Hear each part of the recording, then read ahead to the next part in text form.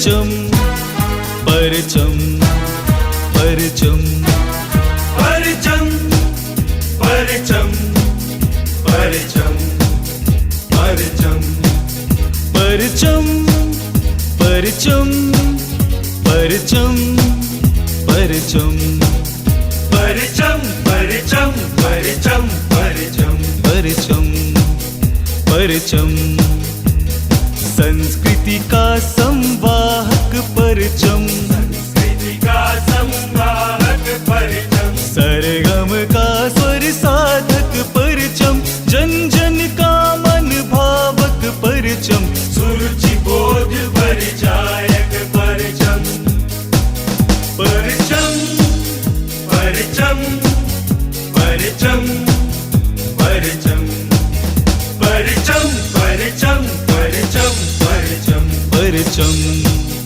परचम।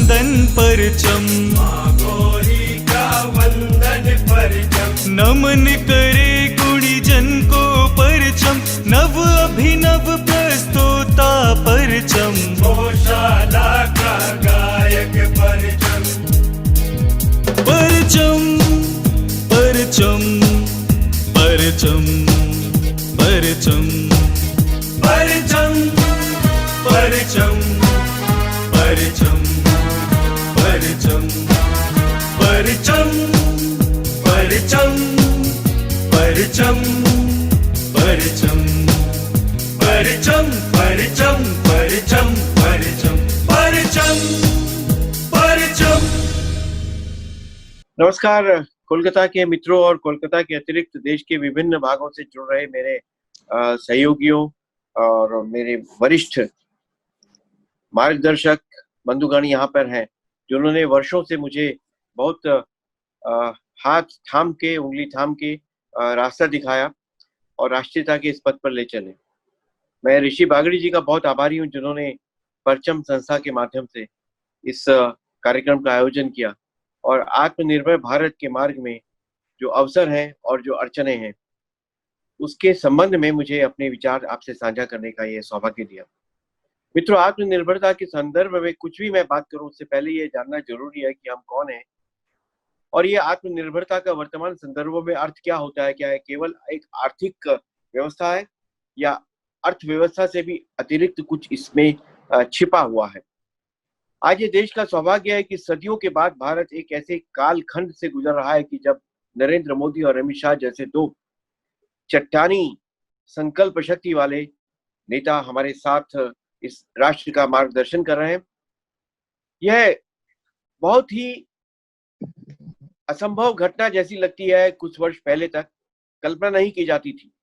यह वह देश है कि जिसने सैकड़ों वर्ष लगातार विदेशी आक्रमणकारियों से प्रतिरोध किया। मैं नहीं कहता कि हमने गुलामी सही, गुलामी हम पे थोपी गई, लेकिन लगातार लगातार इस देश का कोई भी हिस्सा ऐसा नहीं रहा जहां सशक्त, सशस्त्र, सबल सामाजिक विद्रोह न हो रहा हो। कोई ऐसा कालखंड नहीं था।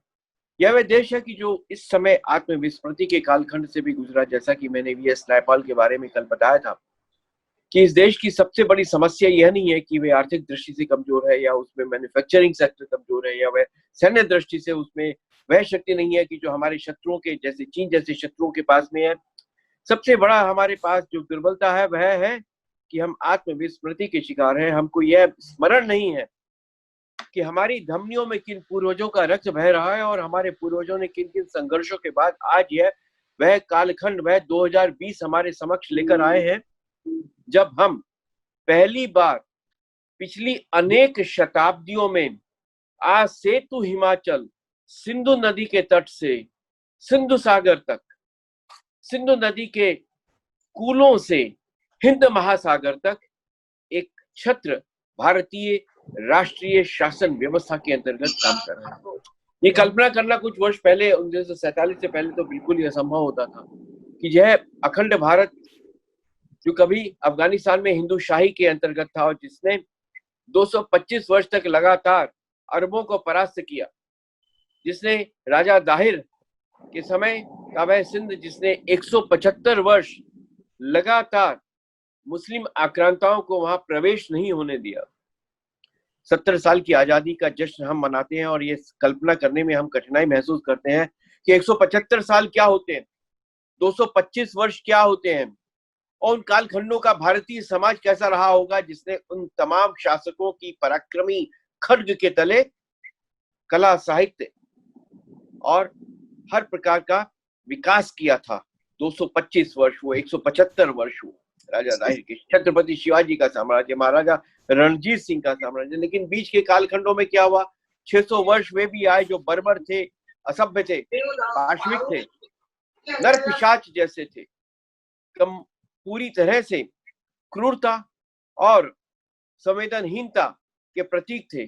जब वे आए, जिसको देखकर बाबा नानक ने लिखा था, खुरासान खसमाना किया, हिंदुस्तान डराया। ये बाबा नानक ने लिखा था बाबर के बारे में। उस परिस्थितियों से गुजरते हुए हम आज यहाँ पहुंचे हैं। वह समय था जब विश्व में सबसे ज्यादा जीडीपी भारत की हुआ करती थी और विश्व के समस्त व्यापार का 24.5% से ज्यादा हिस्सा अकेला यह हिंदुस्तान या भारतवर्ष दिया करता था। लेकिन प्रणाम है हमारे उन पूर्वजों की शक्ति को, पराक्रम को, शौर्य को, उनकी बलशाली संकल्प शक्ति को, कि सारा विश्व जिन्होंने मिटा दिया। और जहां अरब की मुस्लिम सेनाएं फ्रांस में सीन नदी के किनारे तक पहुंच गई थी, स्पेन ध्वस्त कर दिया था उन्होंने, और तमाम विश्व से उन्होंने स्मृति नष्ट की। जहां जहां गए उन्होंने, जिन जिन प्रजा को उन्होंने अपना गुलाम बनाया, वहां वहां उन्होंने उनकी स्मृति नष्ट कर दी।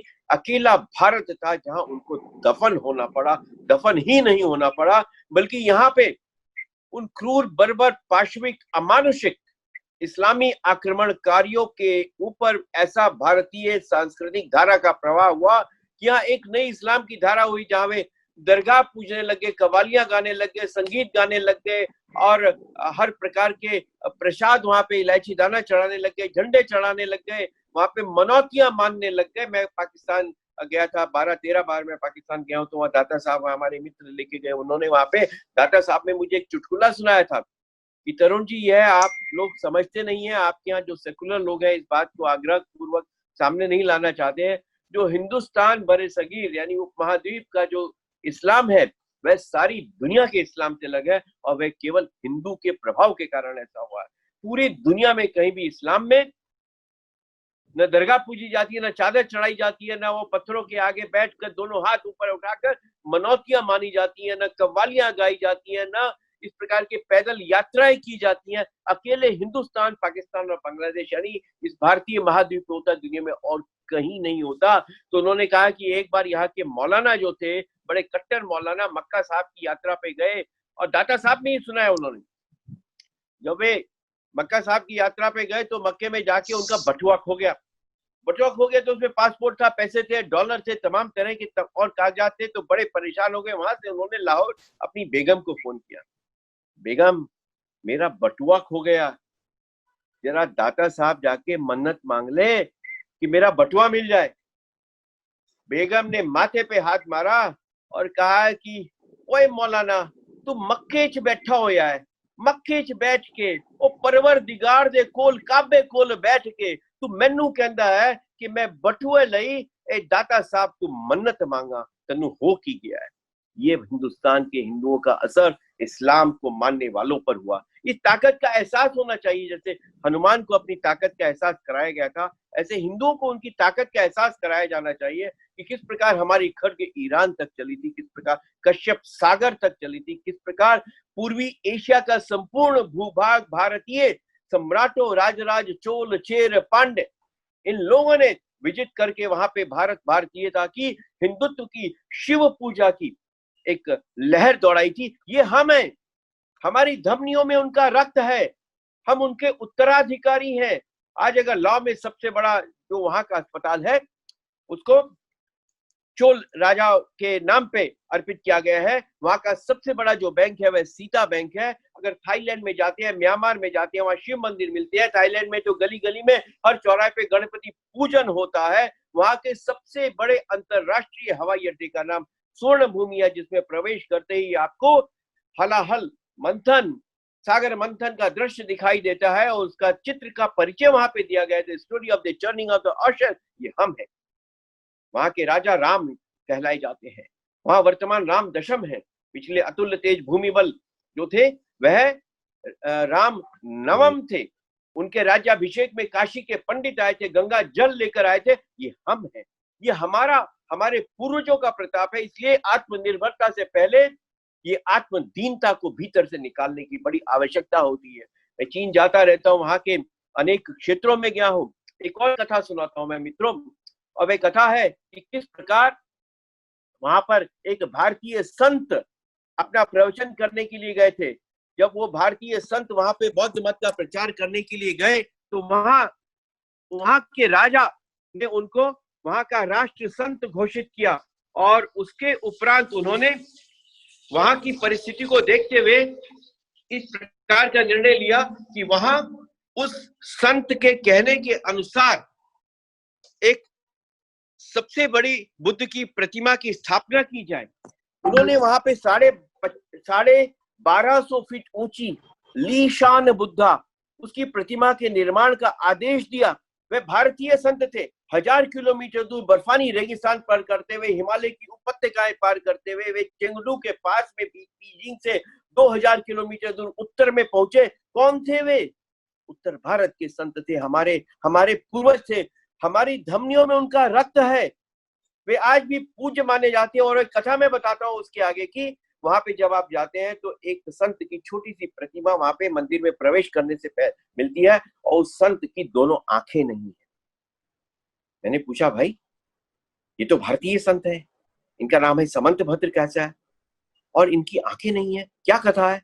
तो वे थोड़े से सकुचाए और कहने लगे कि mister Tarun, there is a story that when he came here, the local municipal officers, they were very jealous of him and they thought that perhaps he is very close to the king and he must be very rich. राजा के इतना नजदीक है भाई, राजा को बौद्ध बना लिया और यहाँ पर वे इतनी बड़ी प्रतिमा बना रहे हैं। राजा ने यहाँ पे करोड़ों उनको का धन दे दिया है, तो ये तो बड़ा अमीर होगा। धीरे धीरे काम करो, थोड़ा पैसा मिलने लगे, उसके बाद हम बढ़ाएंगे। ये अब से करीब 1,500 साल पहले की बात है। उन्होंने उनको संदेश दिया और बुद्ध प्रतिमा का काम करना बंद कर दिया। उसके बाद जब संत को पता चला तो अधिकारी आए और शिष्यों से कहा कि भाई कुछ हमको दिया जाए। तो शिष्यों ने जब संत को बताया तो संत ने कहा कि अच्छा, उनको कहो कि 1 हफ्ते के बाद आए, मैं उनको अद्भुत रत्न और जवाहरात दूंगा, उनको मेरे पास भेजो। वे सब खुश हो गए। 1 सप्ताह के बाद गए तो संतों के पास जब से पहुंचने लगे तो उनके शिष्य चांदी की थाली में रेशम की एक चादर से ढककर खड़े हुए थे और अधिकारियों के सामने अधिकारी प्रसन्न हो गए कि इसमें मालूम किस प्रकार के रत्न और जवाहरात होंगे। जब उन्होंने उतावली में वह चादर खोली, चांदी की तश्तरी देखी तो उसमें संत की दोनों आंखें थी। संत ने कहा, मेरे पास बस यही धन है, मेरे पास जो अपरिमित धन है ये मैं आपको अर्पित कर रहा हूं, लेकिन भगवान के लिए आप भगवान बुद्ध की प्रतिमा का कार्य को ढीला न करें, उसको द्रुत गति से आप आगे दें। This is a story of China today. उसको सभ्य बनाना, सुसंस्कृत बनाना हमारे पूर्वजों ने किया। हमको कोई सिखाएगा बाहर से आके कि आत्मनिर्भरता क्या होती है? हमने सारी दुनिया को बताया है कि आत्मदीनता से कैसे हटा जाए। और आत्माभिमान का अर्थ होता है कि अपने चरित्र की, अपनी विद्या की, अपनी प्रज्ञा की, अपने कुशलता की छाप छोड़ना, और वह जो विजय होती है वह विजय विश्व विजय की ओर ले जाती है। इसलिए मित्रों, जब हम भारत के आत्मनिर्भरता की बात करते हैं और वर्तमान युग की बात करते हैं, हमेशा ईश्वर को धन्यवाद दो, बारंबार धन्यवाद दो कि हम उस कालखंड में पैदा हुए हैं जिस कालखंड में नरेंद्र मोदी, अमित शाह जैसे लोग हैं जिन्होंने इस भारत को बांध के रखा है तमाम आसुरी दानवी शक्तियों के आक्रमण के सामने। मैंने पहले ही कहा था कि जिस प्रकार से गजनी वहां एक छोटे से गांव से अफगानिस्तान से आया और प्रभास पाटन तक पहुंचा। मित्रों, अगर आप ये कथा नहीं अपने आप को सुनाएंगे और समझेंगे तो आप भारतीयता का अर्थ नहीं समझ सकते। वो 1500 किलोमीटर दूर अपनी सेना को लेकर प्रभास पाटन आता है, सोमनाथ ध्वस्त करता है, हजारों हिंदू स्त्री पुरुषों को गुलाम बनाकर वापस ले जाता है। वो आता भी है और जाता भी है, मार्ग में वे हिंदू नहीं मिलते कि जो उसके मार्ग में बैठ जाए और कहे कि जब तक हम जिंदा हैं तुम सोमनाथ के दरवाजे और सोमनाथ को ध्वस्त करके हमारे स्त्री पुरुषों को गुलाम बना के नहीं ले जा सकते। वो स्थिति आज भी है। नरेंद्र मोदी और अमित शाह मध्य युद्ध में हैं, युद्धरत हैं। उनके मार्ग की बाधा कौन है? शत्रु नहीं है, सीमा पार के शत्रु नहीं है, बल्कि यहाँ का विपक्ष, यहाँ के वे लोग हैं जो अपने आप को सेकुलर कहते हैं और भारत की अवनति में वे अपनी विजय मानते हैं। अगर नरेंद्र मोदी और अमित शाह हार जाते हैं, वे असफल हो जाते हैं, अगर भारत की आर्थिक दुर्गति हो जाती है, अगर चीन अपने मंसूबों में सफल हो जाता है तो उनका जश्न हो जाता है, क्योंकि वे चुनाव जीतने के लिए कहेंगे कि देखो ये आदमी ठीक नहीं है, अब हमको वोट। इस प्रकार के लोग जिस देश में होते हैं उसका उस समाज का भविष्य क्या हो सकता है? इसलिए हमेशा स्मरण रखो, अगर तुम अपने पूर्वजों का, अगर तुम अपने अतीत की जय और पराजय दोनों का स्मरण नहीं कर पाते, अगर तुम ये स्मरण नहीं कर पाते कि तुम्हारे पुरखों ने किस प्रकार का संघर्ष करके जय पताका लहराई थी और किस प्रकार वे किन्हीं कमजोरियों के कारण पराजय का शिकार हुए थे, तो न तुम्हारा वर्तमान होगा न तुम्हारा भविष्य होगा। बंगाल के लोगों, कोलकाता के लोगों, मैं नहीं जानता कि हम में से कितने लोग ऐसे होंगे जो बंगाल फेमिन के बारे में जानकारी रखते होंगे, कितने लोग ऐसे होंगे जो दुनिया भर को दहला देने वाले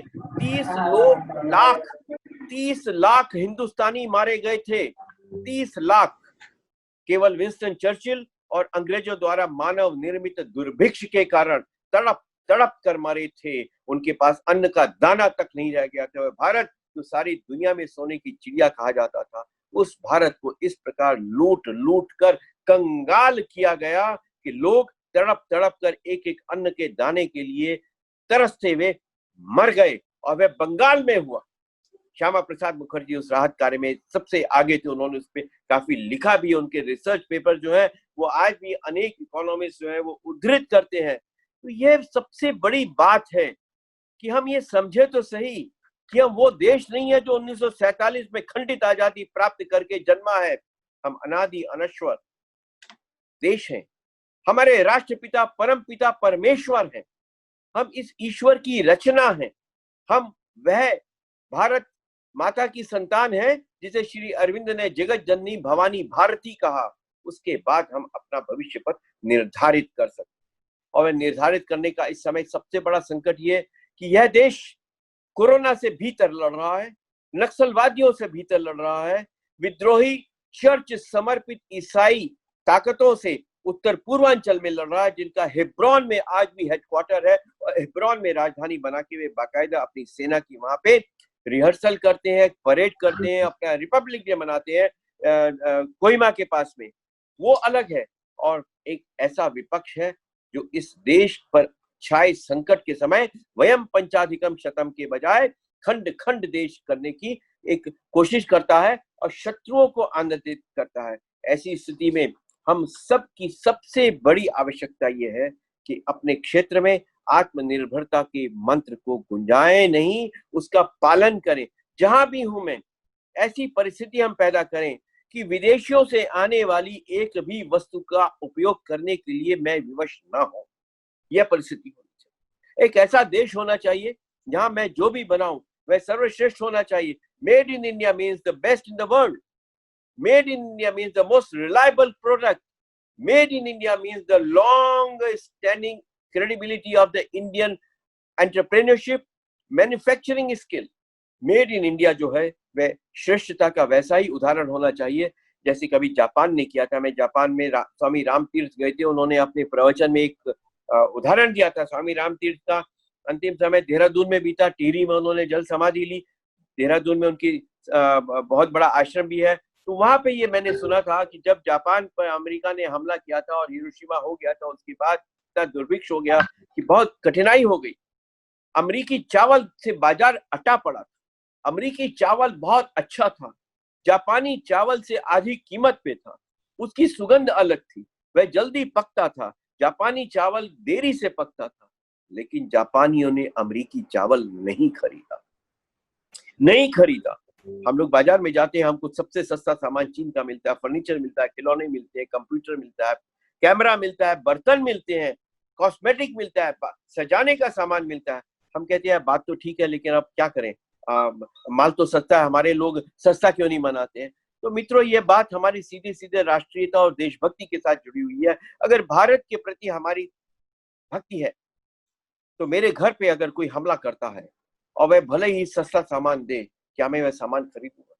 अगर मेरे घर वालों का कोई अपमान करता है, मेरे भाई बहन, मेरे बेटों का कोई अपमान करता है, भले ही वे अच्छा सामान दे, सस्ता सामान दे, दुनिया में सर्वश्रेष्ठ सामान दे, आधी कीमत पर दे, पौनी कीमत पर दे, 10% और कम करके दे, तो क्या मैं वो खरीदूंगा? अपने मन से पूछो, तो फिर उसके बाद पता चलेगा कि मुझे चीन का सामान लेना चाहिए या नहीं लेना चाहिए। और सबसे बड़ी बात है कि मेरे आसपास क्या होगा, मैं अपने आसपास की परिस्थिति से क्या जानकार हूं, या मैं इस बात पे इंतजार करता हूं कि सरकार कुछ कहेगी तभी मैं कुछ करूंगा, सरकार कुछ बोलेगी तभी मैं कुछ करूंगा। हमारे पास इतना अधिक प्रवासी मजदूरों का संकट आया। प्रवासी मजदूरों के संकट में भारत ने किस अद्भुत जिजीविषा, सेवा भावना, सत्यता के साथ में जो सेवा की, संपूर्ण विश्व उसके सम्मुख नतमस्तक है, सिवाय हमारे सेकुलर दानवी आसुरी शक्तियों की। ये काली मां के एजेंट है। These are the agents of the dark ages and an evil empire. ये evil empire कम्युनिज्म, जिहादिज्म और वेटिकनिज्म, इनका एक RDX मिक्सचर है, जो भारत के वाइटल, जो भारत के शक्ति के तत्व है, उनको नष्ट करने के लिए काम कर रहा है। भारत में इतना सकारात्मक काम हो रहा है, दुनिया में अमेरिका की परिस्थिति देख लीजिए, उससे तुलना करिए, यूरोप की परिस्थिति से तुलना करिए, जर्मनी की इंडिविजुअल परिस्थिति से तुलना करिए, तमाम मिडिल ईस्ट से तुलना करिए, चीन तक से तुलना करिए, उन सब में भारत आगे बढ़ता है। तो क्यों हम उसकी बात नहीं सुनते हैं, क्यों वो बात नहीं करते हैं, क्यों केवल नकारात्मक बात करते हैं? इसलिए मित्रों, आत्मनिर्भरता का एक सबसे बड़ा अर्थ ये भी होता है कि अगर हम अच्छा काम कर रहे हैं तो उसके बारे में हम कुछ बात करें। अब हम किसानों की बात कर ले। तमाम कृषि वैज्ञानिक कह रहे हैं कि 2020 जो है वह बम्पर हार्वेस्ट का वर्ष होगा, बम्पर हार्वेस्ट का वर्ष होगा, मानसून अच्छा होगा। जब हम प्रवासी मजदूरों की बात करते हैं तो जितनी फैक्ट्रियों के लिए मजदूर वापस बिहार में, उड़ीसा में और छत्तीसगढ़ में वापस गए थे, वे तमाम लौटने लग गए हैं, वे तमाम लौटने लग गए हैं और फैक्ट्रियां चालू होने लगी हैं। दुनिया यह बात को देखकर अचंभित और आश्चर्यचकित है कि इतनी तमाम चुनौतियां और आघातों के होते हुए भी भारत का जो विदेशी मुद्रा रिजर्व है, जो फॉरेक्स रिजर्व है, वह 500 बिलियन मार्क के निकट पहुंच गया है। ये सबसे बड़ी आश्चर्य की बात है। लेकिन हम नकारात्मक बात, नेगेटिव बात, हार गए, हताश हो गए और अब कुछ बाजार में कुछ नहीं बचा, यही बात करने के लिए हम बहुत उत्साहित महसूस करते हैं। हमारा वैचारिक शत्रु इतनी बात नहीं करेगा जितने हम स्वयं स्वदेश प्रेमी, राष्ट्रीयतावादी, वह उस बात को करते हैं। इसलिए मित्रों, एक जीवन में सकारात्मक अपना एटीट्यूड रखने की आवश्यकता है, क्योंकि आत्मनिर्भरता के लिए तमाम जो इकोनॉमिक स्टैटिस्टिक्स है वो अच्छी बात है, लेकिन एक इंडेक्स होता है। भूटान ने एक इंडेक्स दिया था, हैप्पीनेस इंडेक्स। भारत का एक इंडेक्स होना चाहिए, हिम्मत का इंडेक्स। ये जो हिम्मत का इंडेक्स है, वो हिम्मत का इंडेक्स भारत की तमाम फॉरेक्स, भारत की तमाम इकोनॉमिक परिस्थिति, भारत की तमाम मैन्युफैक्चरिंग प्रॉब्लम्स, भारत की तमाम इंफ्रास्ट्रक्चर की प्रॉब्लम, उसका समाधान करने के लिए केवल एक इंडेक्स बढ़ाने की जरूरत होती है, एंड दैट इंडेक्स इज हिम्मत का इंडेक्स। ये हिम्मत और हिंदुस्तानियत, ये दोनों एक दूसरे के पर्याय हैं। ये वो हिम्मत है कि जो भारत को तमाम इन संकटों से पार कराते हुए इस स्थिति तक लाई है कि आज हिंदुत्व की बात करना, धर्म की बात करना, वह बहुत गौरव, अभिमान और एक सामान्य परिस्थिति की बात हो गई है। इसी प्रकार से एयर टिकट्स की बात आप कर लेंगे, या जो उज्ज्वला की आप बात करें, दुनिया में ऐसा उदाहरण कोई मिला है आपको? 24 करोड़ गैस सिलेंडर गरीब महिलाओं को बांटे गए, 8 करोड़ महिलाओं को, परिवारों को 3-3 सिलेंडर वहां पे दिए गए। कभी सुना है आपने? दुनिया में इसका कोई उदाहरण नहीं है। 40 करोड़ लोगों को सीधे उनके खातों में पैसा पहुंचा, कोई लीकेज नहीं, कोई मिडलमैन नहीं, कोई किसी प्रकार का दलाली नहीं। क्या कभी हुआ ये? हमारे जितने किसान और मजदूर परेशान हो रहे थे, प्रत्येक को, जिनमें यह संख्या जो है यह 4 करोड़ से ज्यादा की है, उनको 5-5 किलो अनाज पहुंचाया गया और सब तक पहुंचा भी। जिस प्रकार की बातें कर रहे थे कि अब गरीबों में असंतोष और विद्रोह हो जाएगा, सरकार के सामने बड़ा संकट आ जाएगा, चुनौती आ जाएगी, मोदी उनका जवाब तक नहीं दे पाएंगे। हर गरीब की चिंता सबसे पहले अगर किसी ने की है तो नरेंद्र मोदी और अमित शाह ने की है। ये बात हमको बार बार दोहरानी चाहिए, एक धार्मिक आचरण के रूप में दोहरानी चाहिए। संपूर्ण विश्व में आज चीन के समक्ष किसी की खड़े होने की हिम्मत है तो केवल हिंदुस्तान की है। और इसी कारण से Singapore, Cambodia, Malaysia, Indonesia, Thailand, Myanmar, Japan, ये तमाम जो पूर्वी एशिया और फार ईस्ट एशिया के जो देश हैं वे भारत की ओर देख रहे हैं, इंक्लूडिंग कोरिया। वे भारत की ओर देखते हैं, भारत के नेतृत्व की ओर देखते हैं कि भारत में ही वह क्षमता है कि वह चीन की जो अराजकता है, चीन की जो एक अहमन्यता है, चीन का जो अहंकार है, उसके समक्ष केवल हम खड़े हो सकते हैं। हम का अर्थ होता है मित्रों, हम और आप। हम का अर्थ ये नहीं होता है कि जो सरकार में बैठे हुए लोग हैं। इसलिए आत्मनिर्भरता एक प्रकार से ये बहुत बड़ा, अभी मैंने पाकिस्तान में एक डॉन में एक सज्जन है, उनका नाम मैं भूल रहा हूँ, उनका एक एडिटोरियल आर्टिकल आया था, डॉन तो पाकिस्तानी अखबार है, और उसमें उन्होंने लिखा है कि this will be a great opportunity for India to launch a recovery of economy and be number 1 and defeat China economically. British American अखबार ये सब लिख रहे हैं कि जो शी जिनपिंग ने यहाँ पे लद्दाख में जिस प्रकार का एक वितंडावाद किया, यह उसको बहुत भारी महंगा पड़ने वाला है। क्यों? ये अवसर अब भारत को मिला है कि हम अपने हाईवे, अपने इंफ्रास्ट्रक्चर, अपनी मिलिट्री शक्ति और अपनी मैन्युफैक्चरिंग को पहले से बेहतर बनाए। इसके सिवाय कोई चारा नहीं है। मैंने तो अभी नरेंद्र सिंह तोमर जी के साथ बैठ के हम एक योजना भी बना रहे हैं कि भारत आत्मनिर्भर खेती हो, घर घर, हर घर में हम खेती करें। लाल बहादुर शास्त्री जी ने एक आह्वान दिया था कि जिस प्रकार वे सोमवार का व्रत ही नहीं रखते थे, बल्कि लोगों ने गमलों में चावल और गेहूं लगाना शुरू कर दिया था। कितना चावल हुआ, कितना गेहूं हुआ, ये दूसरी बात है, लेकिन पूरा देश आलोड़ित हो गया था और एक देश में एक प्राण, एक शक्ति खड़ी हो गई थी। वह शक्ति पुनः आज खड़ी होनी चाहिए। घर घर में हम कुछ न कुछ उगाएं, घर घर में हम कुछ न कुछ उत्पादन करें, लेकिन ऐसा उत्पादन करें जो अपने क्षेत्र का बेस्ट हो, चाहे वह पिन हो, चाहे वह फाउंटेन पेन हो, चाहे वह मोबाइल का कवर हो, चाहे वह सिम हो, या चाहे वह किसी भी प्रकार का बर्तन हो या सैनिटाइजर हो। वो अच्छा होना चाहिए ताकि उसकी दुनिया में छाप बने। हमने दिखाया अभी पीपीई हमारे यहाँ बनते नहीं थे, सारी दुनिया में छा गए हम। हाइड्रोक्लोरोक्विन जो है वो सारी दुनिया को भारत से मंगानी पड़ी। पिछले साल चीन में एक फिल्म भी बनी थी, डाइंग टू सर्वाइव, उसमें किस प्रकार से कहा था कि वहां के कैंसर के मरीजों को हिंदुस्तान की गोली चाहिए थी। और दुनिया में ये अकेला एक उदाहरण हुआ कि भारत की जो दवा है, कैंसर की दवा, वह चीन के लोग यहाँ पे टूरिस्ट के रूप में आते थे, किसी दूसरे अन्य बहानों से आते थे और स्मगलिंग करके लेके जाते। उसका इतना बड़ा असर हुआ कि जो बड़ी कंपनियां थी यूरोप की और अमेरिका की, उनपे इसका असर पड़ा और उन्होंने चीन की अदालत में इसके बारे में एक मुकदमा दायर कर दिया कि वह सरकार को निर्देश दे कि यह भारत से जो तस्करी हो रही है दवाइयों की, गोलियों की, उसको रोके।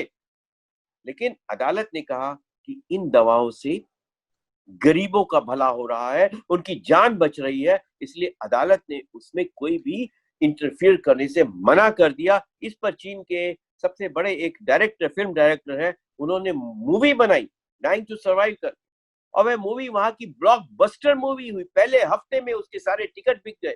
वह मूवी हिंदुस्तान पर थी। वह मूवी हिंदुस्तान से आने वाले दवाइयों के ऊपर थी कि किस प्रकार चीन के लोगों की जान, चीन के गरीबों की जान, चीन के कैंसर रोगियों की जान, हिंदुस्तान की गोलियां, और वहां से ये चोरी छुपे जो स्मगलिंग करके लाते हैं, आप गूगल करेंगे तो सब आपको मूवी भी उसमें मिल जाएगी। ये हिंदुस्तान की ताकत है। एक बार अगर हम तय कर लेते हैं तो कोई दुनिया हमारे सामने टिक नहीं सकती है। केवल अंतर ये रहता है कि हमारे तय करने में ही विलंब होता है। यह तय करने का विलंब न हो। मित्रों, मैं एक और आपको आत्मनिर्भरता का उदाहरण देता हूं। 1925 का कालखंड क्या था कि जब गांधी जी लगभग आए ही थे, कांग्रेस थोड़ा बहुत कर रही थी, श्री अरविंद थे, वहां पे क्रांतिकारी आंदोलन चल रहे थे। सारे हिंदुस्तान का वातावरण ऐसा था कि पूरे देश में किसी शहर में भारतीय अपनी शादी की बारात जो है वह तक मस्जिद के सामने से नहीं ले जा सकते थे, गणेश पूजन वहां से नहीं ले जा सकते थे, कृष्ण जन्माष्टमी की शोभा यात्रा हम किसी मस्जिद के सामने से नहीं ले जा सकते थे। हिंदुओं को एक दुर्बल बनाया जाता था और हिंदुओं को खीर खाऊ, धोती चोटी वाला, दब्बू, कायर इस रूप में प्रोजेक्ट किया जाता था। उस परिस्थिति में एक आदमी ने, साधारण आदमी ने, निम्न मध्य आय वर्ग के आदमी ने, उस व्यक्ति ने जिसने अपने माता पिता दोनों की चिता एक दिन जलते देखी, क्योंकि वे दोनों प्लेग से पीड़ित लोगों की सेवा में नागपुर में थे। दोनों माता पिता उस व्यक्ति के एक दिन मृत्यु के शिकार हुए और उनकी चिता जली। उस डॉक्टर हेडगेवार ने 1925 में आरएसएस की था। It's the power of the idea. It's not the power of the missiles. It's not the power of the bomb. It's not the power of the autocracy. It's not the power of the dictatorship. It's not the power of a mad, crazy oratory. ये idea की ताकत होती है।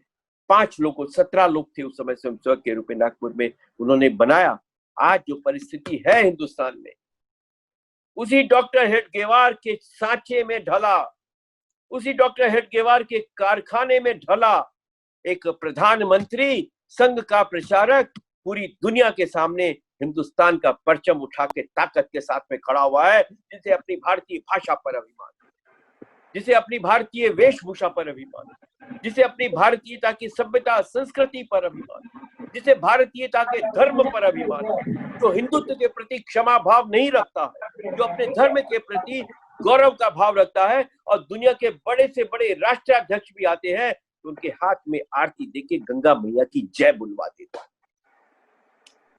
कितनी शताब्दियों के बाद यह समय आया है कि हिंदुस्तान का शासक वह व्यक्ति बना है जो किसी भी प्रकार के सेकुलरवाद के छद्म और हिंदू विरोधी आवरण से परे है। मित्रों, जान दे दो, सब कुछ दे दो, ये वक्त दोबारा मिलने वाला नहीं है। ये वक्त दोबारा मिलने वाला नहीं है।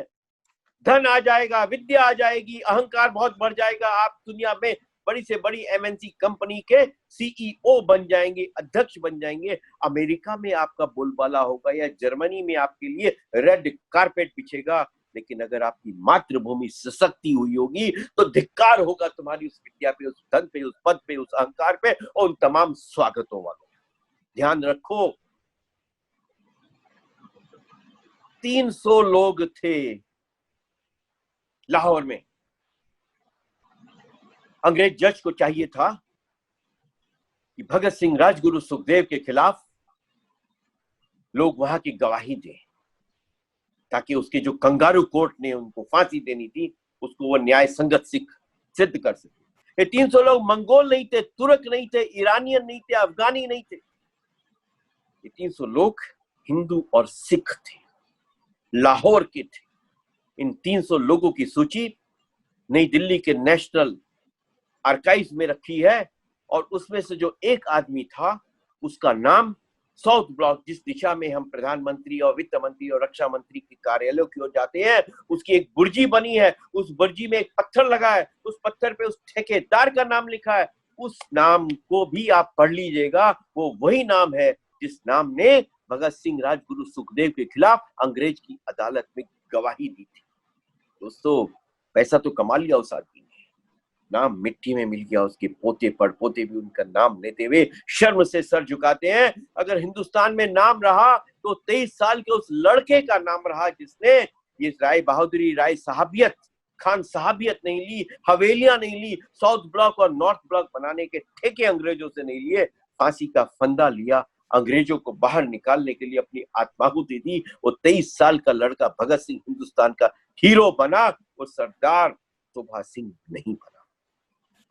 इसलिए याद रखो मित्रों, हमारा धन, हमारी विद्या, हमारा अहंकार, हमारा तमाम मान, सम्मान, वैभव, ये उस देश के काम आना चाहिए, जिस देश के कारण हमारा सम्मान बढ़ता है, हमारी इज्जत बढ़ती है, हमारा पहचान बढ़ती है। इसलिए आत्मनिर्भर भारत होने का अर्थ है आत्माभिमानी भारत, आत्मगौरव से युक्त भारत, अपने बारे में आत्मविश्वास से युक्त भारत, अपनी धमनियों में बह रहे उस रक्त को न लजाने वाला भारत, जिस रक्त में गुरु तेग बहादुर साहब का बलिदान है, जिस रक्त में गुरु गोविंद सिंह साहब का बलिदान है। 40 वर्ष की आयु में तो गुरु गोविंद सिंह जी का शरीर शांत,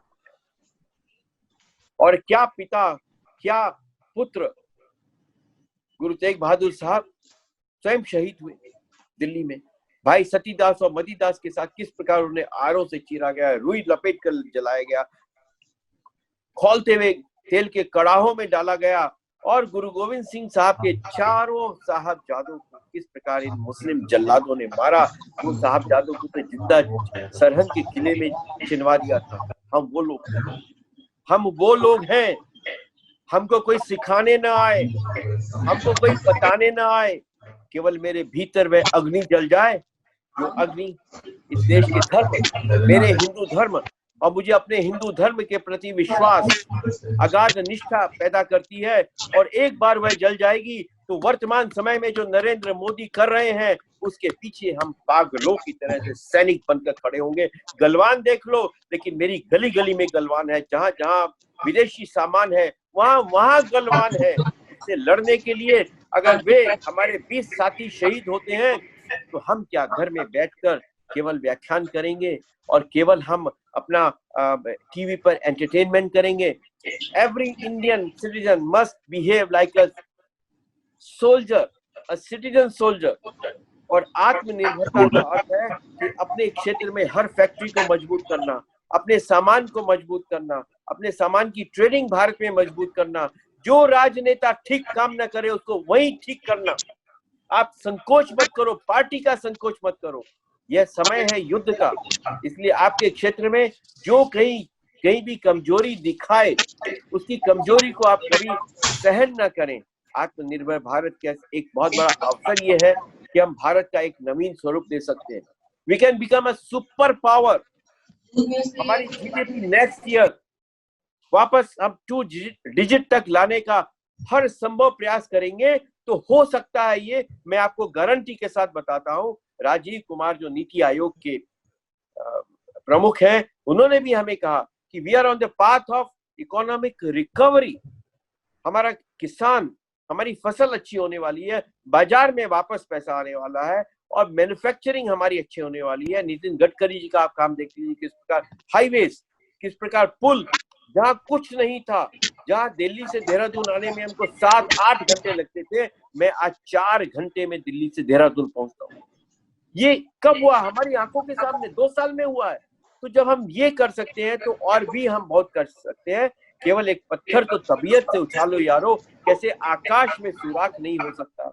रमानाथ अवस्थी जी बहुत अच्छा लिखते थे, और उनकी एक कविता थी जो मुझे बड़ी प्रिय है। वो कहते थे कि देखिए, जो सोचते हैं वो सोचते रह जाते हैं, करते नहीं है। कुछ कर गुजरने के लिए मौसम नहीं, मन चाहिए। भारत का मन बना दो। भारत के मन को बनाने का ये मौका है। एक बार भारत का मन बन जाएगा तो आत्मनिर्भरता यह चुनौती नहीं, यह अवसर के रूप में तब्दील हो जाएगी। और इस मार्ग की सबसे बड़ी अगर कोई चुनौती है तो विदेशी नहीं है, वो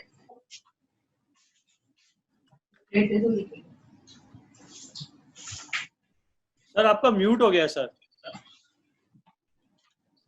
कौन है? वो कंडक्ट कर रहे हैं। तरुण जी आपका म्यूट हो गया है।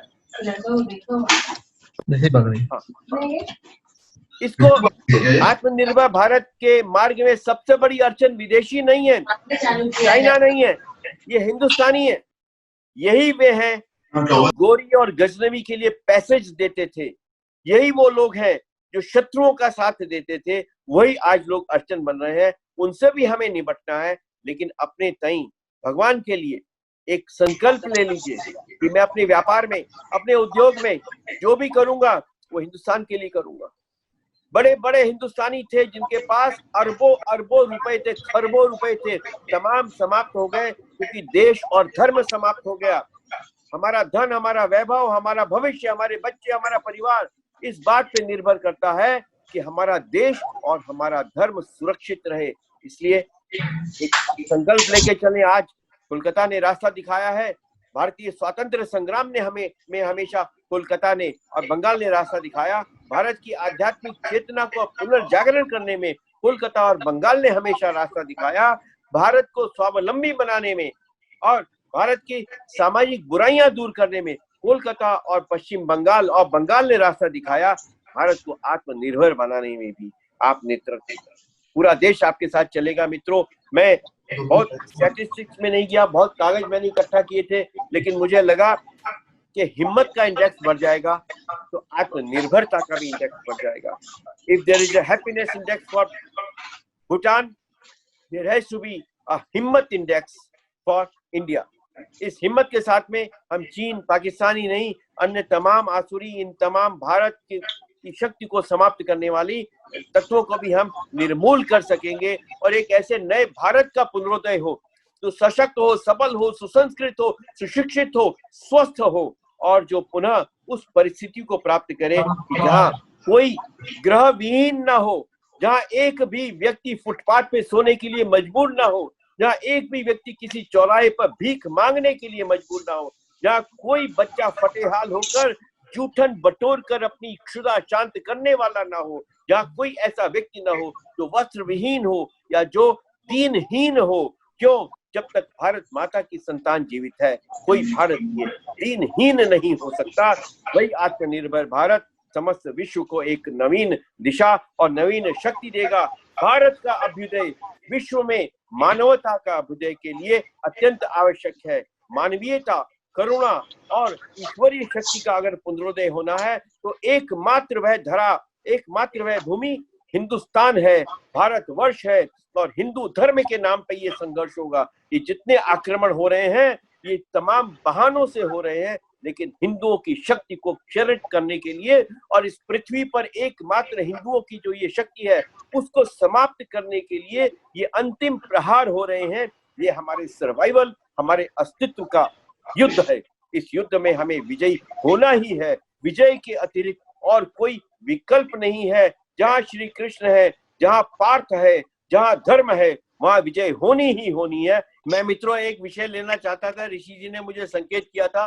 हम अपने सैनिकों के बारे में इस समय सोच रहे हैं और उत्तराखंड में हम वहाँ के सैनिकों का एक बहुत बड़ा स्मारक बना रहे हैं, युद्ध स्मारक शौर्य स्थल।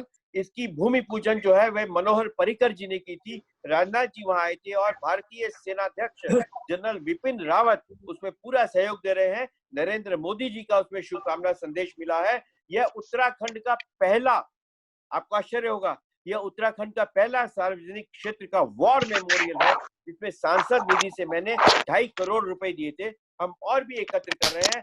आपसे करबद्ध निवेदन है कि 5 रुपए, 10 रुपए, 100 रुपए जो भी हो, हम संपूर्ण देश की सहभागिता चाहते हैं।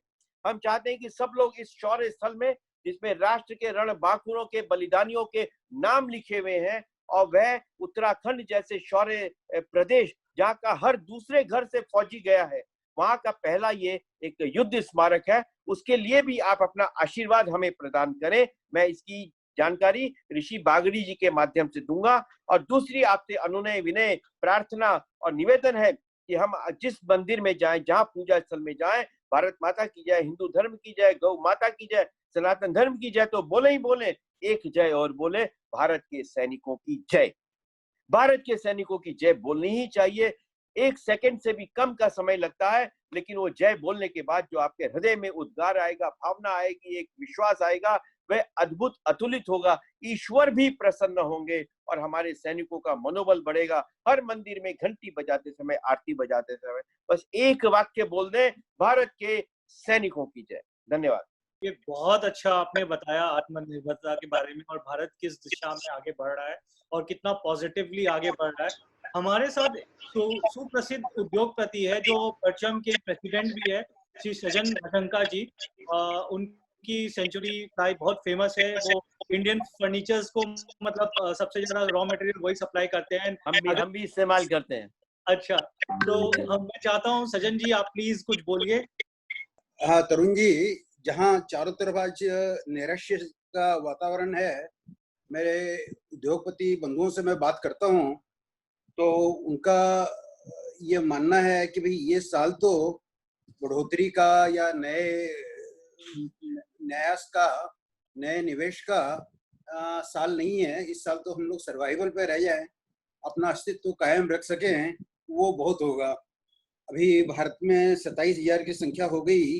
प्रतिदिन लोग कह रहे हैं, कुछ आंकड़े आ रहे हैं कि आने वाले इस जुलाई के अंत तक ये संख्या 50,000 हो जाएगी और अगस्त के अंत तक आते आते ये संख्या 1 लाख हो जाएगी। तो एक तरफ तो ऐसा निराशापूर्ण वातावरण है और दूसरी तरफ आज हमने आपका ओजस्वी भाषण सुना। एक नई शक्ति का, नई ऊर्जा का संचार हुआ और हम लोग जो भी उद्योग व्यापार में है हमारा भरसक प्रयास करेंगे किस तरह हमारा देश आत्मनिर्भर हो, किस तरह हम उद्योग को आगे बढ़ाएं और जो चुनौतियों के साथ अवसर हमको मिला है। आज हमारे प्रधानमंत्री ने ये जो मंत्र दिया है कि भारत को आत्मनिर्भर करना है, तो ये निश्चय ही चुनौती के साथ एक अवसर भी है। और आपको यशस्वी भाषण के लिए बहुत बहुत धन्यवाद। मैं चाहता हूँ नीलमणि जी राठी अपना आप अनम्यूट करके आपको एक प्रश्न पूछना था, आप पूछिए प्लीज। तरुण जी से मैं एक बात पूछना चाहता हूँ। आपने कहा कि अवसर मिला है मैन्युफैक्चरिंग का, तो मैन्युफैक्चरिंग में मैन्युफैक्चरिंग हब बनने के लिए जो विदेशी निवेश आएंगे तो उनमें जो जो अड़चने मुझे समझ में आ रही है कि ये अड़चने आएंगी, जैसे लेबर रिफॉर्म है या लैंड एक्विजिशन है, लैंड एक्विजिशन है, जैसे ये जो रेड टेपिज्म जो चलता है अपने यहाँ, उस संदर्भ में वो निवेश आने में एक बाधा अड़चन है। और मुझे लगता है कि एक बड़ी भारी अड़चन तो हमारे यहाँ की न्यायिक प्रणाली है। उदाहरण के तौर पर अभी योगी सरकार ने लेबर रिफॉर्म कुछ किया था तो वो कोर्ट में चैलेंज हो गया। उदाहरण के तौर पर जैसे शाहीन बाग वाला मामला चला तो सुप्रीम कोर्ट ने कोई निर्णय नहीं दिया।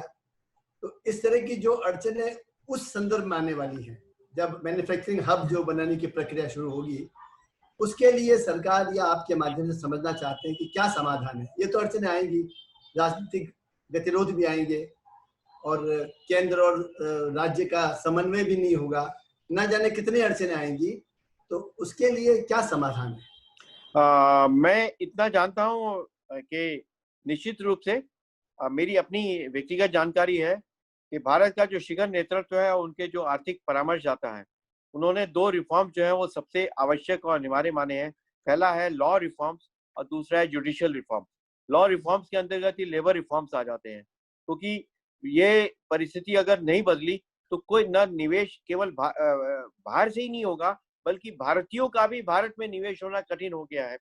और इसी कारण से वे लोग चीन में जाके अपना मैन्युफैक्चरिंग हब बनाते रहे, चाहे बजाज रहा, चाहे अजंता की क्लॉक रही। तो उस पे काम हो रहा था कि बीच में कोविड आ गया, बट आई एम श्योर कि उस पे अभी भी काम हो रहा है कि लॉ रिफॉर्म से जुडिशियल रिफॉर्म जो है, ये निवेश के मार्ग की सबसे बड़ी बाधा है, सबसे बड़ी बाधा है। और जब तक इसका समाधान नहीं होगा तब तक, और बीच में कुछ कठिनाइयां आई थी तो भारतीय मजदूर संघ को भी उसमें शामिल किया गया, उनके साथ भी बैठक हुई और भारतीय मजदूर संघ की सहमति के बाद में कुछ लेबर रिफॉर्म्स लागू किए गए। लेकिन इतना जरूर है कि जो गति होनी चाहिए थी वो उस समय नहीं हुई और बीच में यह कोविड का कालखंड आ गया। लेकिन this is on the radar. अभी सर आपने देखा होगा यूपी में 35 लेबर लॉ में से आई थिंक 33 लेबर लॉ खत्म हो गए, सिर्फ 2-3 बेसिक लेबर लॉज बचे हैं, which is a very positive step. तो अगर लेबर लॉ को अगर रेगुलराइज कर दिया, वो वाली जो चीज है जो कोविड में की गई है, वो अगर मेरे को लगता है यूपी में एक्सपेरिमेंट किया गया है, एमपी ने भी उसको अनुसरण किया है और बाकी की स्टेट्स भी उसको अनुसरण कर रहे हैं, and that is a very positive thing. अगर ऑर्डिनेंस के थ्रू उसको कन्वर्ट कर दिया जाए, लॉ बना दिया जाए कि सारे ये जो ऑब्सोलीट लेबर लॉज है उनको हटा दिया जाए, तो it will give a very big boost to the industry. एक बार तो ये सब करना ही पड़ेगा और बहुत निर्ममता के साथ करना पड़ेगा और अपने ही लोगों के भीतर के विरोध को सहते हुए भी करना पड़ेगा, और यह किया भी जा रहा है। आपने जैसे योगी आदित्यनाथ जी का बताया, और इसी प्रकार से कोविड के समय में जो अध्यादेश लाया गया वो तुरंत रातों रात लागू हो गया। जब हम करने पे आते हैं तो कर ही डालते हैं, और किया भी है। एक अपने एक हिंदू यूनिटी को लेकर बड़ा क्वेश्चन उठता है कि हम लोग को कभी 4 वर्ग में बांट दिया जाता है, कोई बोलते हैं कि अपर कास्ट, लोअर कास्ट, और एक दलित वर्ग जो होता है उसको बेसिकली उसको कांग्रेस या कोई भी अपोजिशन पार्टी है उसको बेसिकली तोड़ने की कोशिश करती है, मेन स्ट्रीम से हटाने की कोशिश करती है।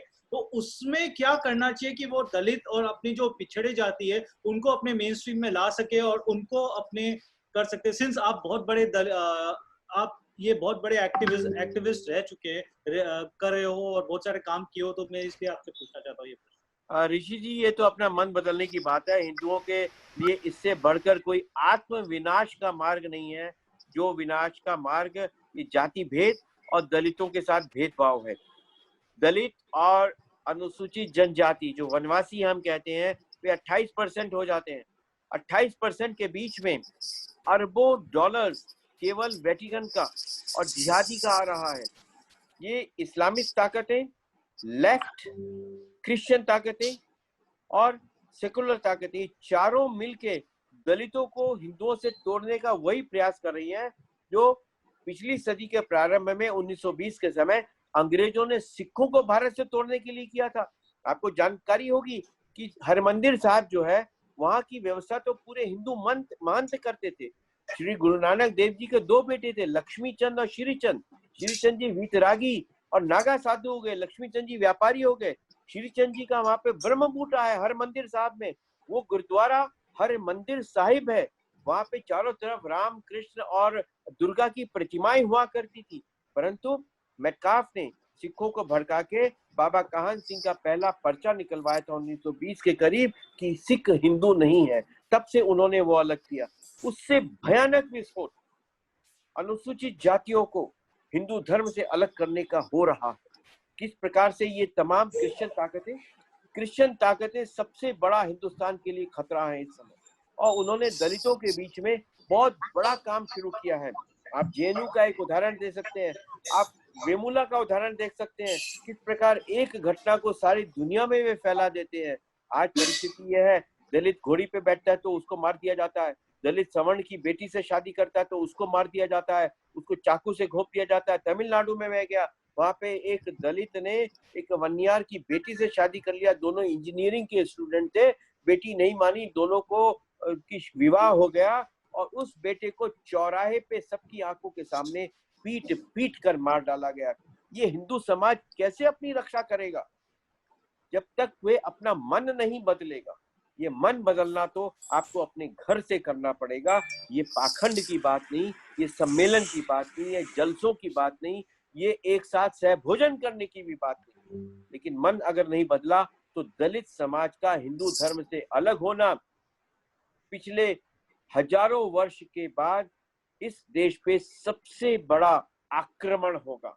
आप बाबा साहब अम्बेडकर ने 16 अक्टूबर 1956 को जो अपना धर्म परिवर्तन करते समय नागपुर में भाषण दिया था, वो पढ़ लीजिए। वो हिंदू पढ़ना नहीं चाहते क्योंकि उसमें कटु बातें हैं।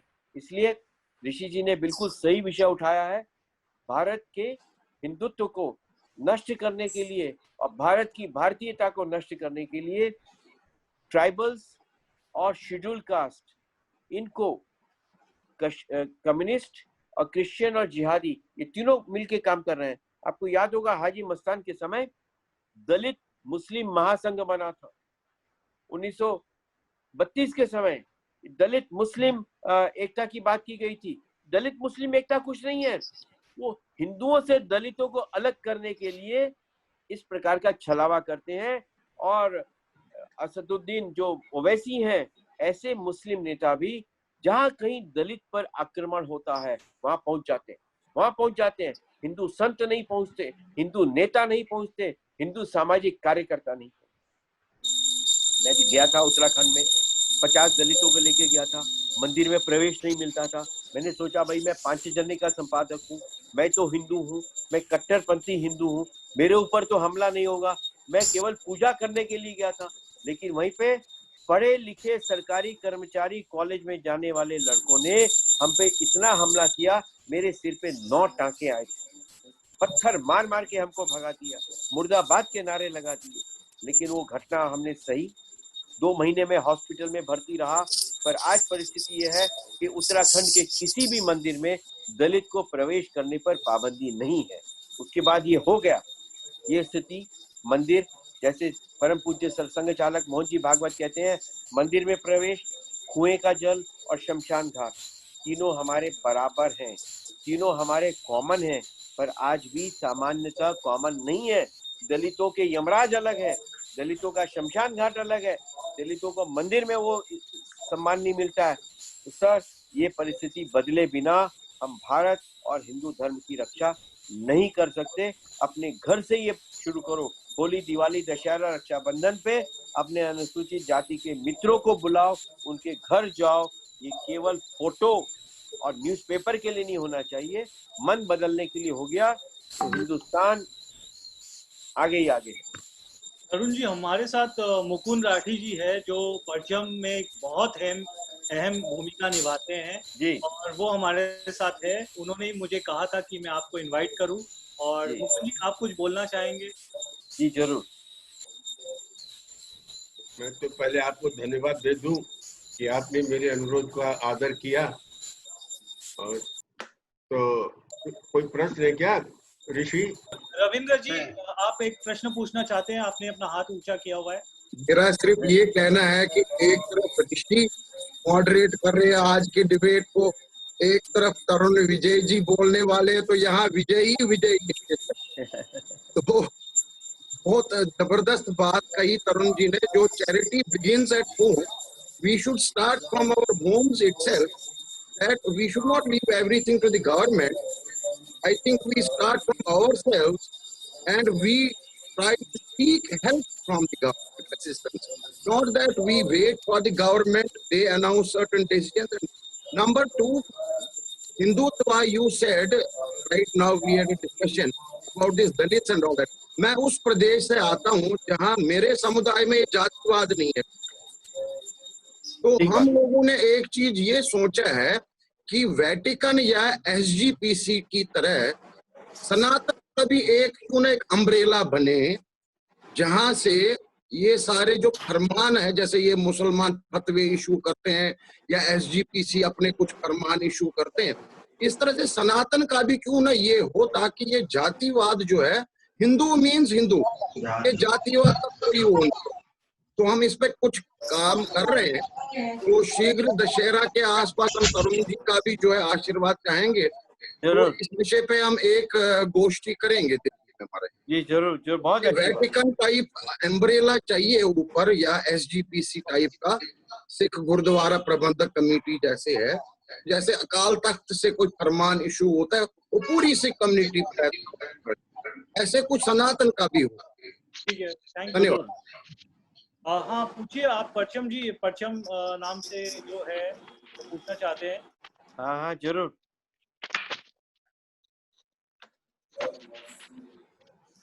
Hello, this is Himadri here. Can I ask please a question? I'm calling from Please. Bangalore.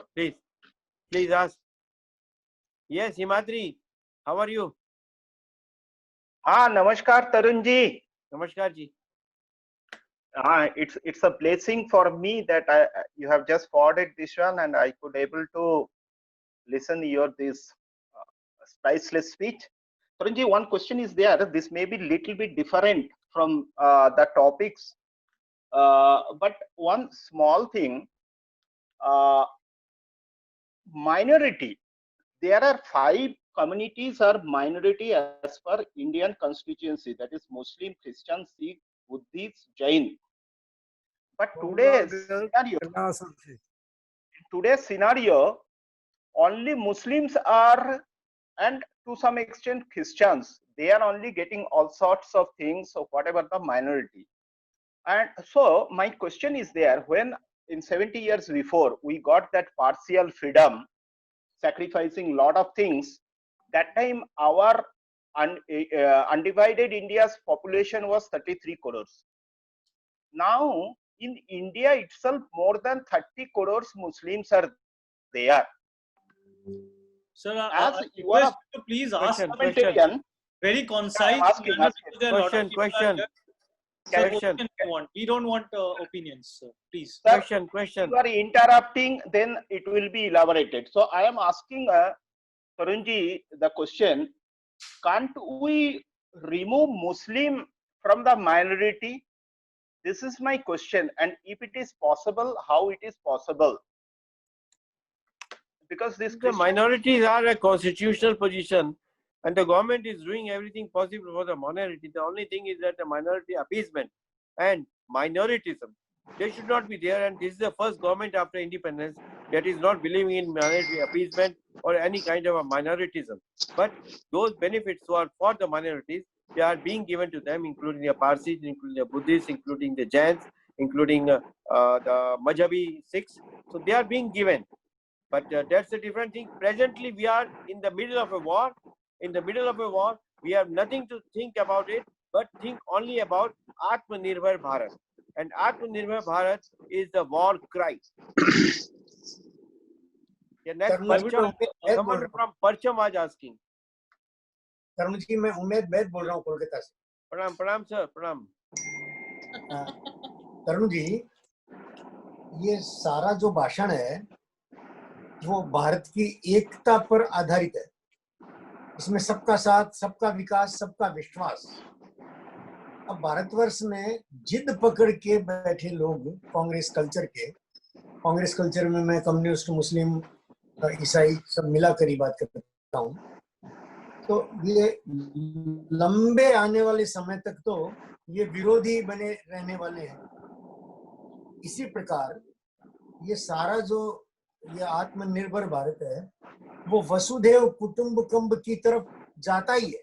जब मोदी जी बोलते हैं सबका विश्वास, तो पूरी दुनिया में वो एक विश्वास क्रिएट कर रहे हैं जरूर। लेकिन ऐसे समाज भी हैं, देश भी हैं जो जिनके अपनी मत है और अलग चलेंगे। क्या मोदी जी के रहते रहते इसका समाधान हो जाएगा? मोदी जी 100%, 1000%। मैं कागज पे लिखने के लिए तैयार हूँ। जैसा डॉक्टर हेडगेवार ने कहा था, याची देही याची डोला। हमारी और आपकी आंखों के सामने ही यह स्वप्न साकार होगा आत्मनिर्भर भारत का, और उसकी शुरुआत हो चुकी है हमारे मैन्युफैक्चरिंग के क्षेत्र में। जैसे सज्जन जी कह रहे थे, हम लोग इस वर्ष भले ही थोड़ा सा दिखे, लेकिन मुझे अभी भी लगता है कि हम निवेश प्राप्त कर लेंगे। और मुझे मोदी जी के शक्ति पे और उनकी योजनाओं पे भरोसा है। हमारे अनेक मंत्रालय अद्भुत काम कर रहे हैं, जैसे हाईवेज का काम है, पीयूष का काम है, अपना संरचना का काम है, कृषि के क्षेत्र में अनेक नई योजनाएं चली हैं। तो हम इसको रिकवरी के मार्ग पे लेके ही आएंगे। और इस वर्ष के अंत तक आते आते मुझे मालूम है कठिन परिस्थिति आने वाली है। जुलाई अगस्त में पीक की और भयंकर खबरें हैं, but we will overcome it. By December we will see things are moving in a positive direction. तो इसलिए उमेश सिंह जी, मैं सादर आपसे निवेदन करता हूं, मेरा विश्व अब भारत है। मैं भारत के बाहर कुछ देखता नहीं। भारत के विकास में, निवेश में, और ये सुधार हो जाए थोड़े लॉ में और जुडिशरी में, तो हम कोई no power on earth can stop India to become emerging power and superpower. This is our faith. याची देही याची डोला। Thank you. याची देही याची डोला। Yes. ये तरुण जी, मैं सज्जन भजन का बोल रहा हूँ। हाँ भाई साहब। आपने दो चीजें बताई। एक तो लॉ के अंदर जो सुधार होना है, तो इसमें दो चीजें और मैं चाहूंगा कि आप अपने प्रभाव का उपयोग करके सरकार को थोड़ा सा इस जरूर उनका ध्यान आकर्षित करें जी। एक तो है कारखाने या कोई भी जमीन पे ही लगाने पड़ेंगे, आसमान में लग नहीं सकते हैं। पर आज के अंदर जमीन का अधिग्रहण इतना डिफिकल्ट हो गया कि जो कानून आया है उसमें गांव के जमीन तो वहां की जो रेफरेंस प्राइस है उससे 4 गुना में आप ले सकते हैं अगर सरकार के थ्रू लें। और छोटे छोटे पट्टे होते हैं, 1 एकड़ का, आधा एकड़ का। तो बड़े कारखाने के लिए 15, 20, 50 एकड़ जमीन चाहिए, तो वो बहुत डिफिकल्ट हो गया। और अगर सरकार की तरफ से पहले एक्विजिशन के थ्रू ले लेते थे तो उसमें 4 गुना प्राइस हो गया, तो वो वैसे संभव नहीं है। तो उसका सरकार कोई वो मध्यम मार्ग निकाले। और दूसरा जो है, आजकल हर तरह के कारखानों को इन्वायरमेंटल क्लियरेंस के अंदर ला दिया गया, और इन्वायरमेंटल क्लियरेंस के लिए उसके लिए पब्लिक मतलब हियरिंग होती है, और पब्लिक हियरिंग राजनीतिक अखाड़ा बन जाता है। चारों तरफ के एनजीओ आ जाते हैं, ये आ जाते हैं, पैसे का सब ब्लैकमेल करने लगते हैं। तो ये जो पब्लिक हियरिंग को पब्लिक नहीं करके उसको वेब से कर दे, जो अपने वो दे दें और सुझाव दे दें, उसमें दे दें वेब के ऊपर, जिनको भी ऑब्जेक्शन देना वो दे दें, और वो कमेटी उनको पढ़ के उससे अपना निर्णय ले। तो ये जो पब्लिक हियरिंग को एक राजनीतिक अखाड़ा बना देते हैं, लोग इकट्ठे हो जाते हैं। हमारे एक सीमेंट प्लांट है मेघालय में, उसकी माइंस के लिए हम लोगों ने मतलब 4 बार पब्लिक हियरिंग का अटेम्प्ट हो चुका, और वही इधर के वेस्टेड इंटरेस्ट आ जाते हैं, वहाँ मारपीट हल्ला गुल्ला करके 90% लोग हमारे फेवर में हैं, लेकिन वो 10% आदमी पब्लिक हियरिंग नहीं होने देते। तो इसमें जो पब्लिक हियरिंग वाली व्यवस्था को थोड़ा सा सहज किया जाए, और जमीन का अधिग्रहण जो है तब बड़े कारखाने लगेंगे तो ये आवश्यक है। ये बहुत इंपॉर्टेंट पॉइंट है। मैं I will get back to you. जो फाइनेंस में ऊपर हमारे वरिष्ठ लोग हैं, उनसे मैं ये बात करके मैं आपसे अलग से इस विषय में हफ्ते 10 दिन में बात करूंगा। धन्यवाद। दोनों विषयों पे मैं ऋषि के माध्यम से आपसे बात करूंगा। हाँ बिल्कुल, thank you. Thank you sir. Tarun ji, Mukund ji would like to give vote of thanks.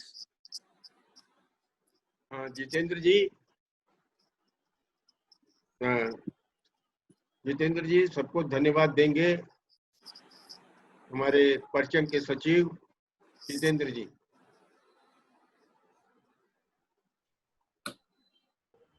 साधुवाद देता हूं।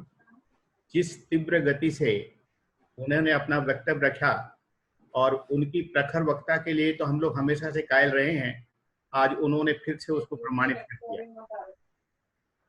बाकी जो परचम के जितने लोग जो हितैषी हैं, शुभचिंतक हैं, प्रेमी हैं, जो इस कार्यक्रम से जुड़े हैं, मैं उन सबको धन्यवाद देना चाहता हूं, और उनका हमें यह सहयोग हमेशा मिलता रहे। हमारा वो मार्गदर्शन करते रहें, प्रोत्साहन करते रहें, और हम अच्छे अच्छे काम कर सके, ऐसा आशीर्वाद की उनसे कामना करता हूँ। धन्यवाद। तो आप सबको बहुत बहुत धन्यवाद, आभार। अरुण मल्लावत, नमस्कार। राम राम अरुण जी। राम राम तरुण जी। राम राम। भजनकर जी, मैं नमस्ते कर रहा हूँ आपको। रविदेव गुप्ता दिल्ली से। नमस्कार रवि जी। धन्यवाद। नमस्कार, मैं ऋचा चतुर्वेदी आपको नमस्कार कर रही हूँ। बहुत ही आपने सशक्त, सटीक और प्रभावशाली वक्तव्य हमारे समक्ष रखा। इसमें कोई दो राय नहीं कि जो आपके द्वारा जो बातें कही गई, उनको यदि हम आधार मानेंगे तो निश्चित रूप से एक नए भारत का, स्वावलंबी भारत का निर्माण होगा। मैं आपकी अद्भुत जो बातें जो कही गई हैं, उनके लिए आपको तहे दिल से, अपने मन से धन्यवाद करती हूँ। और हमेशा ही मैं आपका इतने ये विचार सुनती रही हूँ, और मुझे मालूम है कि आप कितने प्रखर वक्ता हैं, उसके लिए भी मैं आपको धन्यवाद करती हूँ। आपने जो अपने पॉइंट्स रखे। नमस्ते। नमस्ते राम सिंह जी। नमस्ते। अभी मेघालय की बात हो रही थी। हाँ ठीक है, बहुत बढ़िया है। धन्यवाद धन्यवाद।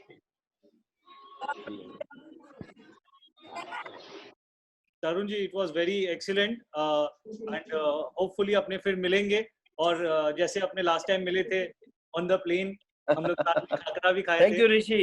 We'll do that. It's nothing but a reflection of the Kolkata's aura.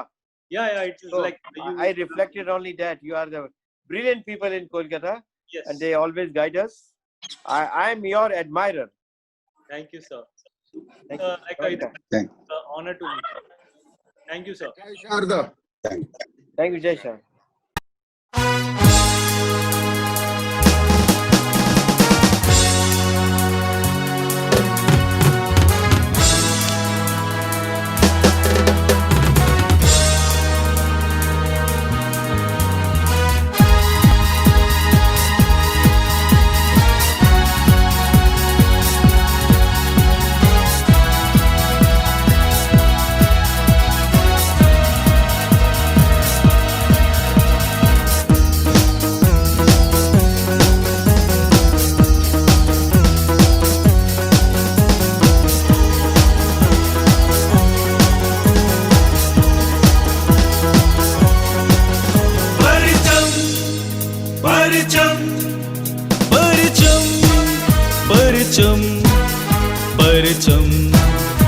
परचम परचम परचम परचम परचम परचम परचम परचम परचम परचम परचम परचम परचम परचम परचम संस्कृति का संवाहक परचम संस्कृति का संवाहक परचम सरगम का स्वर साधक परचम जन जन का मन भावक परचम सुरुचि बोध परिचायक परचम परचम परचम परचम परचम परचम परचम परचम परचम परचम परचम